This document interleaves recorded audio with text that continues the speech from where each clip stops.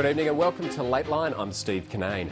The chaos of the US political system with its ongoing threats of government shutdowns is something we normally get to watch from afar. But could we be heading towards our own Tea Party moment? And could it happen before Christmas? This week, the Treasurer Joe Hockey said if Labor prevents any increase to the debt limit, there is no choice but to start massively cutting government expenditure. The Parliamentary Secretary to the Treasurer has told Lateline that the Labor opposition is behaving irresponsibly and has likened it to the Tea Party. Labor is playing politics with our debt limit. Labor is driving us towards a situation using Tea Party style politics where Australia now has uncertainty surrounding the circumstances of what will happen with our debt limit. And the simple reality is that Labor just needs to face up to the task that we do not intend to govern like them. We want to visit this issue once. If that's the case, why is the Treasurer talking the language of crisis? Why is the Treasurer, you use the Tea Party analogy, the difference here, it's the Treasurer who's threatening to bring down government services. He's the one who's actually saying he'll have to do all of this shutdown for a limit that couldn't possibly be reached on all the information we have anywhere near 1617. Our Friday Forum with the government's Steve Ciobo and the opposition's Tony Bourke coming up. And you can join the conversation with tonight's guest tweeter, Sanunda Cray, an editor at The Conversation. Just follow the Lateline hashtag.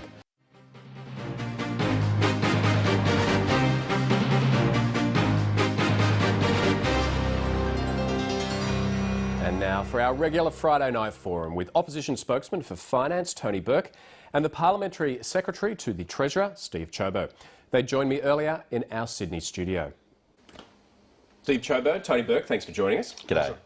Let's start with the debt ceiling. Now, Steve Ciobo, Joe Hockey says he has no choice but to bring in massive cuts to government expenditure if Labor does not approve the $500 billion debt ceiling.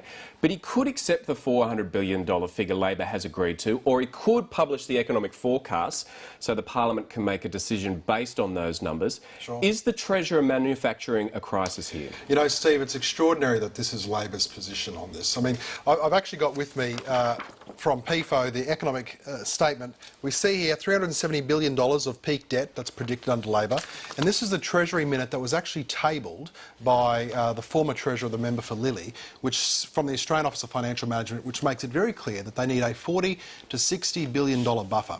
So 370 plus 60 is 430 right there. And that's before we even deal with the fact that, for example, we've had to pump nearly $9 billion into the Reserve Bank Reserve Fund because Labor kept pulling extra special dividends out of the Reserve Bank. So the simple fact is this. Labor is playing politics with our debt limit. Labor is driving us towards a situation using Tea Party style politics where Australia now has uncertainty surrounding the circumstances of what will happen with our debt limit. And the simple reality is that Labor just needs to face up to the task that we do not intend to govern like them. We want to visit this issue once. We want to get it up to $500 billion because we know that is more than adequate cover. And then that way we don't have to visit this issue again, unlike Labor. And we saw yesterday the Shadow Treasurer say, well, this will get you through December. We don't want to get through on a month-by-month proposition. We want to deal with it once and settle it. Tony Bourke, it was your side of politics who brought the debt ceiling in, and during the Rudd-Gillard governments, it went up from $75 billion to $300 billion. Why are you being so obstructionist on this when you were in this situation yourself of wanting to raise the debt ceiling? Well, it's hardly obstruction. What Steve didn't read on the first bit of paper is what year the 370 applies to. And the year, I think you'll find there's 1617. But why do you want to visit again? Now, the issue is really simple. Tony? All Joe Hockey has to do as Treasurer is release the full budget update. He's saying he's going to wait till December. He brings it forward, releases a full budget update. But your own if that provides the information to justify it, then fine. If not, there's no urgency. But see, this is the point, Is there any Steve. chance that you're going to go to 400 soon? Any chance? See, this is what Labor just doesn't get, Steve. The Labor Party says, well, this isn't going to happen for another 2 years, so we don't need to worry about it. Labor doesn't get that we want to provide certainty and stability to the financial markets. At a time of economic tumult, frankly, the last thing that we need is to have this hanging over our heads. So let's stop playing politics, Tony. Your side needs to get that we want to deal with this issue once and put it behind us. Don't play politics on this. On your own numbers, it's $430 billion. We had to put money into the Reserve Bank. There's $440 billion. So stop playing games. Let's deal with it once, and then it's done. Steve, two things. First, there's an argument about how much money you had to put into the Reserve Bank, and the Treasurer is still refusing to release So the you think letter it should of that being requested. at 3 or 4% But the second of issue, the I didn't talk assets at over you, risk? and you're not going to talk over me, Steve. The second issue, though, is that the 400 that's on offer is more than enough. It's not. It's more than enough for your current purposes, and to say as you just did, that what the government wants is to give the market certainty and stability.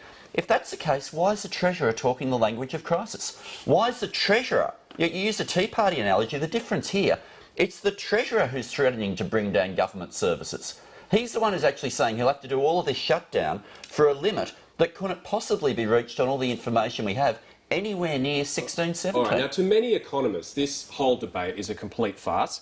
Already our parliament scrutinises the budget bills, and Australia survived 107 years without a debt ceiling. Sure. Why do we have one? Well, I think this is an important distinction between economic theory and practical politics. The reality is this, Steve, that the reason you have a debt ceiling is to prevent Australia from getting into a situation that's akin to what we've seen with debt to GDP ratios in excess of 100% in European nations and the United States and countries like that. We want a debt ceiling because we want there to be restraint on government's opportunity to borrow money. Now, Labor largely was unfettered. That's the reason why we went from net assets to now having a mountain of debt approaching $400 billion and expected to exceed $400 billion on Labor's own figures.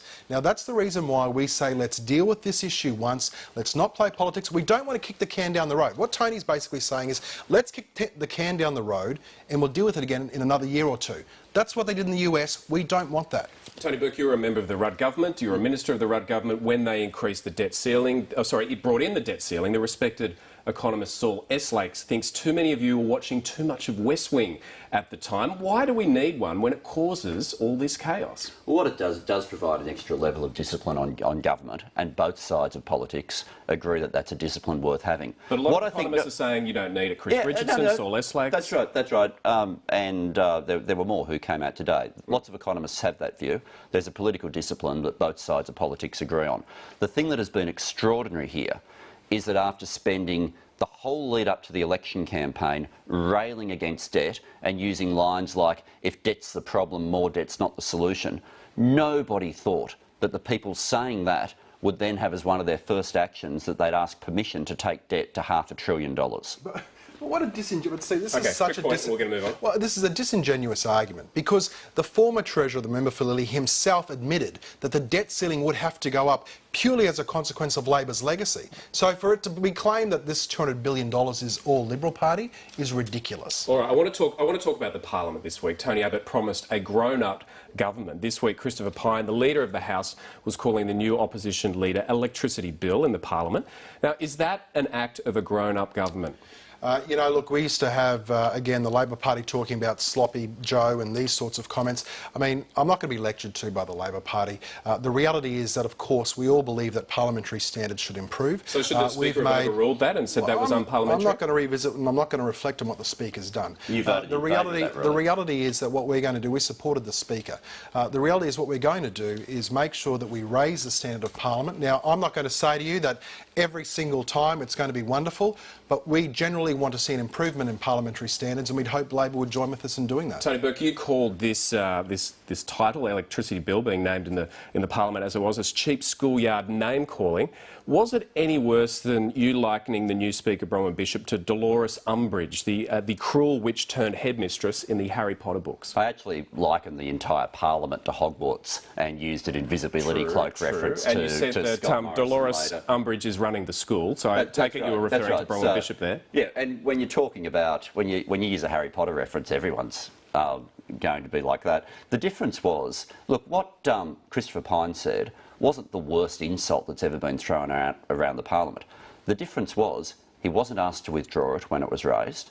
Normally, something like that said, if someone takes offence, and there's no evidence from what I've seen that Bronwyn Bishop took any offence at all to what I said, but if someone takes offence, normally they're asked to withdraw, they withdraw, and everyone gets on with it. The difference this time, he wasn't asked to withdraw, and when it was raised and the dissent motion was taken, it was ruled for the first time that that sort of name-calling now is going to be considered okay, even if people do take objection. That is a big shift. All right, let's move on to the proposed parliamentary reforms. The government is pushing for changes to rules governing the parliamentary procedures, including allowing only ministers to move a motion suspending standing orders. Now, isn't this a bit rich, given that you had close to 100 suspensions of standing or attempted suspensions of standing orders during the last parliament? You know, and Steve, if I only listened to Tony Bourke, I'd think that was an accurate summation too. But the reality is that it is the same motion that was put in the paper, put on the notice paper by the Labor Party when Labor was in government, and in fact was a motion that was put on the paper under the previous coalition government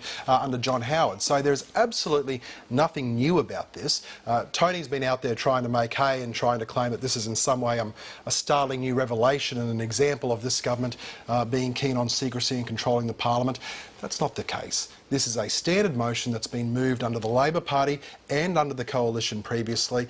Labor needs to take a cool drink of water, calm down and get on with the program. So sorry, but are you saying, therefore, the standing orders won't be changed? It's just there on the notice paper, but like what has happened in previous parliaments, there won't be an attempt to enforce it. I'm saying you shouldn't be hypocritical, Tony, because I think what people have had enough of is the Labor Party being hypocritical.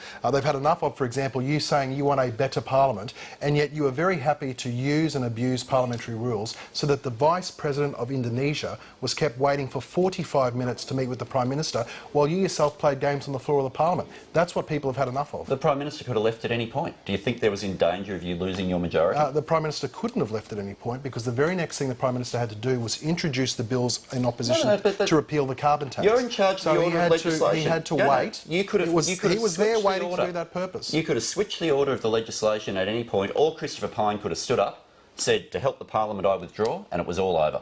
Well, but the taunt and the teasing was more important to you guys than keeping to the time for the Indonesians. The Leader of the Opposition never asked for withdrawal, and that's a key point. Never asked for withdrawal. I want to move on and talk about asylum seekers. Today we saw a very different kind of Friday briefing on asylum seeker policy. Lieutenant General Angus Campbell gave more information about why secrecy was important to the operations than he has previously. There was a bit of a move as well from the Minister to distance defence from the political aspects of these briefings. And also Scott Morrison's tone was a little bit different as well. He was less dismissive to journalists asking questions. Were these changes an admission by the government that they hadn't got these briefings right in recent weeks? Look, Steve, you're applying a whole bunch of assumptions and sort of reading of the tea leaves in terms of the way you've put the question. Let's talk about what's going on with Australia's border sovereignty. As you know, we introduced a military-led operation, Operation Sovereign Borders, and let's look at what's happened, because in the last couple of days we've seen Labor trying to claim credit for a reduction in the number of boat arrivals. In the last 8 weeks, the number of asylum seekers coming to Australia by boat was around 700. In the previous 8 weeks, i.e. before we were sworn in, under Labor, the number was 3,400. So we've gone from 3,400 to 700. Now Labor says, oh hang on, this is all because we introduced new regional processing arrangements. Well, you know what? That's not the case, because the 8-week period that I talk about where there were 3,400 was after that announcement. So we're comparing apples with apples, and the stark fact is this. There has been a 79% decrease in the number of boat arrivals into Australia, and that's comparing 8 weeks under us with 8 weeks under Labor after the announcement. Tony Bourke, when you were Immigration Minister, you wanted to stop the boats. Is the Coalition doing a better job than you were? Oh, what they're doing is they're implementing the policies that we started. The policies they took to the election, like going around fishing villages and buying back boats, they haven't been doing. The turnarounds, they haven't been doing. If you look at the figures that Steve just referred to, the impact of the policy changes that we had was you had week on week a significant reduction in the numbers. By the final 2 weeks leading to the election campaign, it was down to 1 boat a week. Now, in the last week, there's been 3 boats. I'm not going to claim that's an increase from us.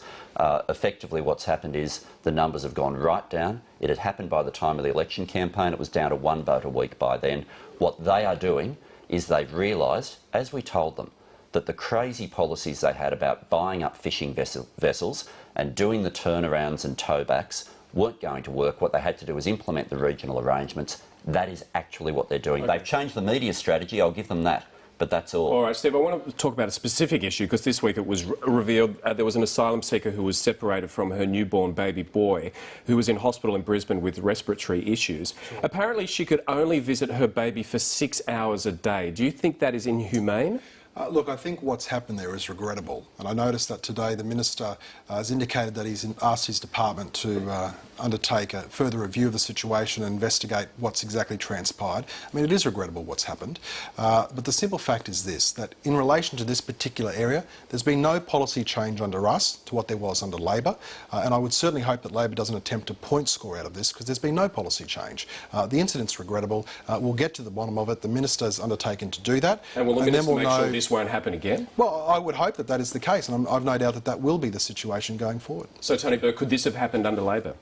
Well, look, I'm not going to grandstand on this. If they are saying that it shouldn't have happened, then I agree with that. If they're putting issues in place to make sure that it doesn't happen again, then that's good. I'm not going to try to point score on everything.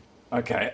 Kevin Rudd decided to leave the Parliament to retire from politics this week. Now, Mark Latham channelled Paul Keating in his column for the Fin Review, saying that Bill Shorten has had a rainbow hit him in the backside with the departure of Kevin Rudd. Is that a fair description?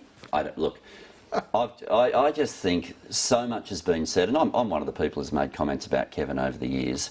I just think at the end of his political career, he's a former Prime Minister. We can all show a bit of grace and wish him well, wish him and his family well, and look at the sorts of positives, like the apology, like the handling of the global financial crisis, like the extraordinary political victory over John Howard, and I think that's the right way to deal with it. Steve, you got some nice things to say for your fellow Queenslander on his retirement from Parliament? I mean, the fact is he was Australia's 27th Prime Minister, and he's deserved and accorded respect as having reached the pinnacle of Australian politics and leadership of our nation. Now, I'm not going to be quite so flattering in saying that everything he did was wonderful.